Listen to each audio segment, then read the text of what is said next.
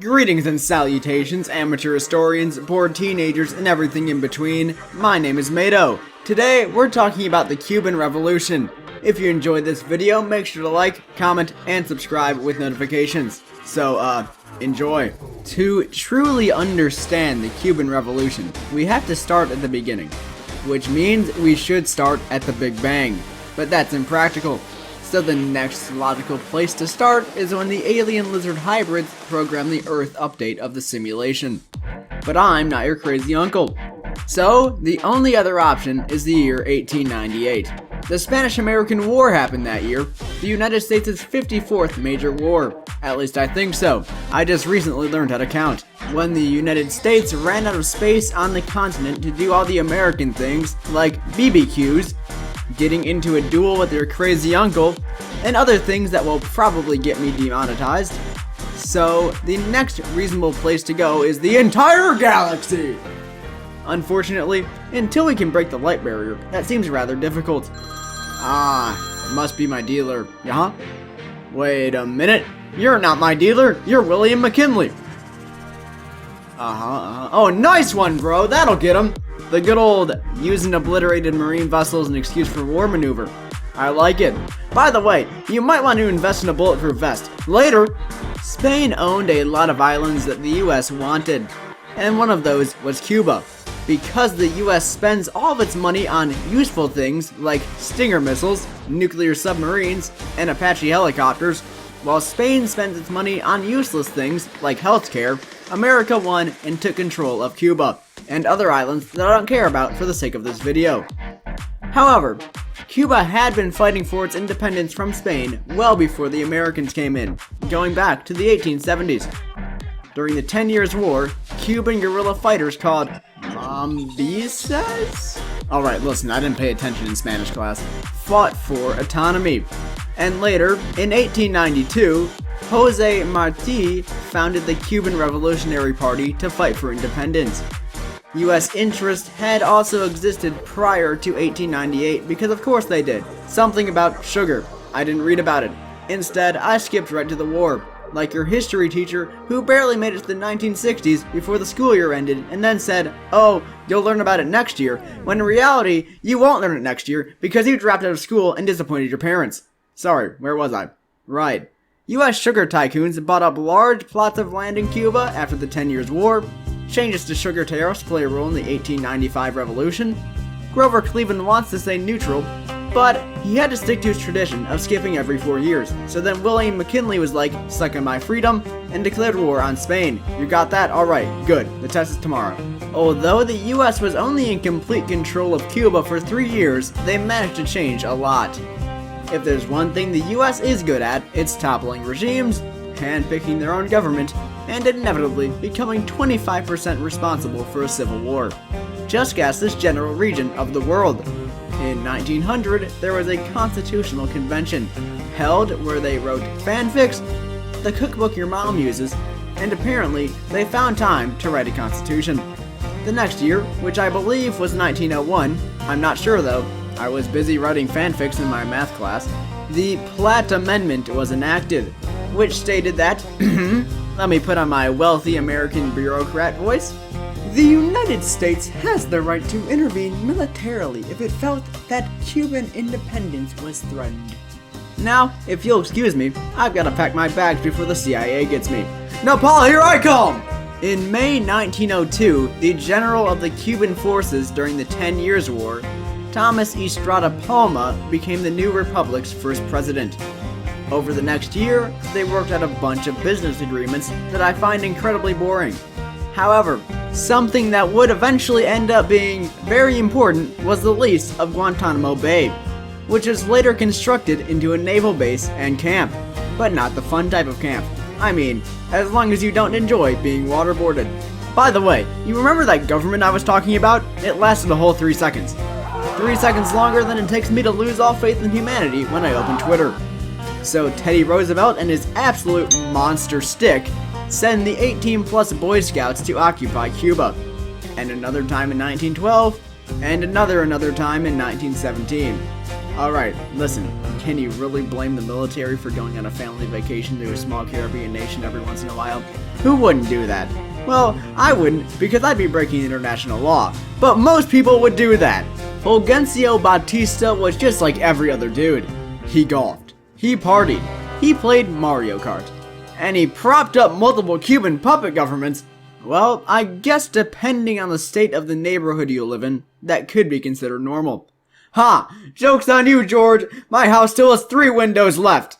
After the rather, problematic regime of Gerardo Machado, which involved martial law, suspending free speech, and an economic crisis, one Fulgencio Batista took control of the military.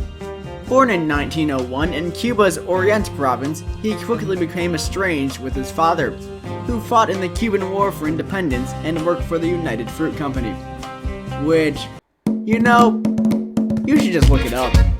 Batista was responsible for the well-being of his 3 younger brothers, which today involves giving them Pop-Tarts for dinner and letting them do whatever they want. But back then, I'm told it was more complicated. He went to school and successfully completed the difficult task of graduating 4th grade. This is similar to your major in art history in that it'll only be able to get you a job at Burger King. He went back to working with his father in the sugar fields. He also worked as a tailor and barber. After his mother died in 1916, he ran away from home and worked an assortment of jobs to get by. At one of these jobs, a railroad accident nearly killed him. As one does after nearly dying, he joined the Cuban military. Skip ahead to 1933, and Batista has all of these presidents under his thumb.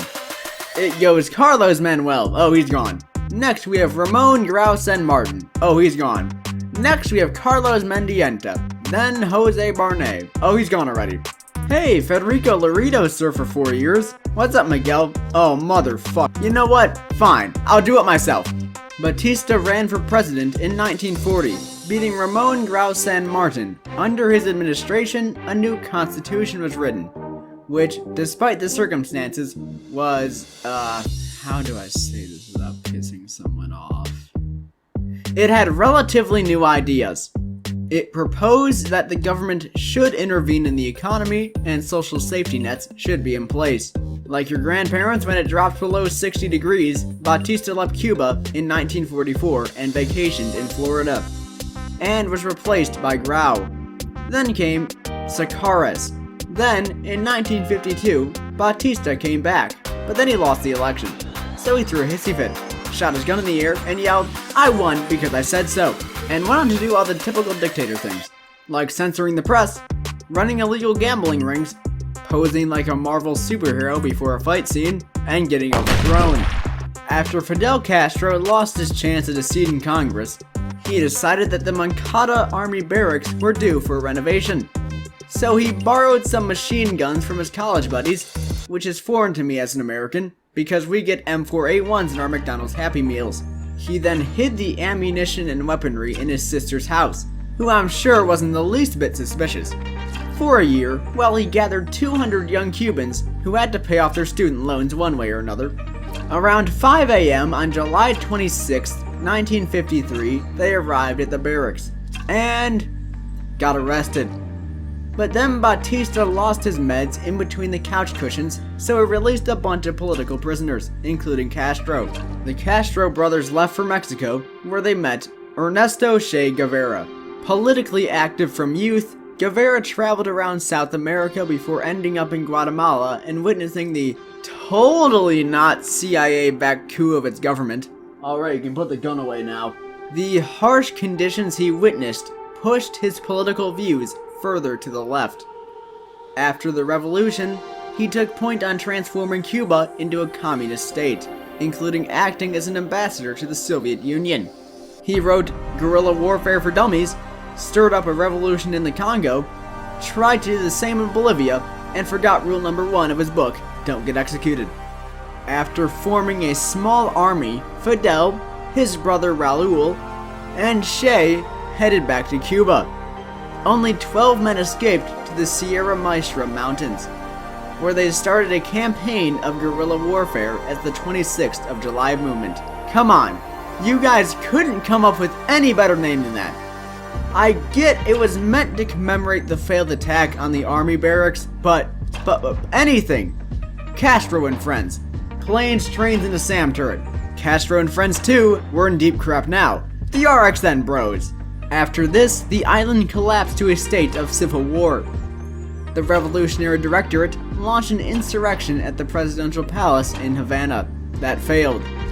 After a labor strike in mid-1957, Batista axed freedom of expression and freedom of assembly, which doesn't work very well when the assembly is an army and the expression is a 300-round belt-fed machine gun. Just a month later, rebels took control of the naval base at Cienfuegos. Breaking away with the American way of supporting a dictator just because the alternative is communism, the US cut ties with Batista and implemented an arms embargo. Widespread violence with a hint of the little-known military tactic later brought to notoriety by a small American excursion in Southeast Asia, blow it up, violence and a crippled Cuban economy leading into the 1958 presidential election that had already been rescheduled more times than a presidential election should be, wouldn't pan out well. Sure enough, there was widespread election fraud, and the Batista-supported Carlos Marquez Sterling was declared the winner, despite nobody voting for him.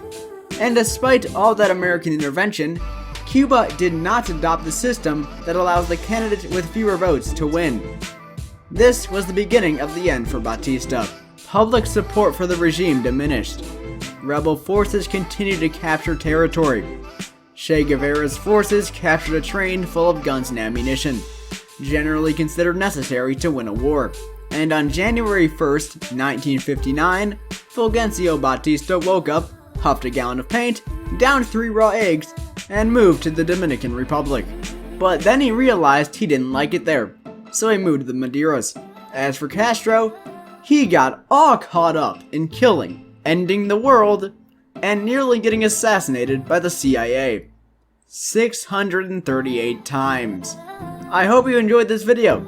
If you did, make sure to like, comment, and subscribe with notifications so you never miss an upload. I've been Mado, and I'll see you soon.